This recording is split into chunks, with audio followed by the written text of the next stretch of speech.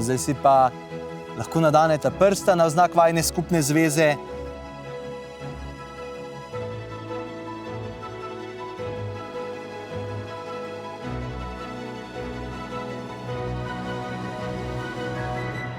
Razglašam vaju za moža in ženo, lahko ženin poljubi nevesto. Ana.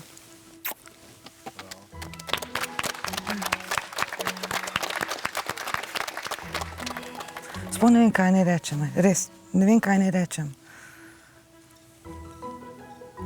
Jaz bom dala priložnost, ker pač zaupam strokovnjakom, verjetno so nekaj videli, kar jaz trenutno še nisem.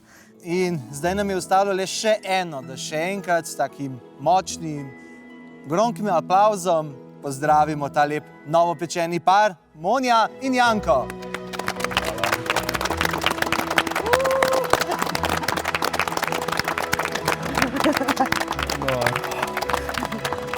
Iskreno, nihče ni vreden moje mami. Družinski člani, ki partnerja ne odobravajo, lahko resnično zelo otežijo situacijo, se ustvarijo dvom.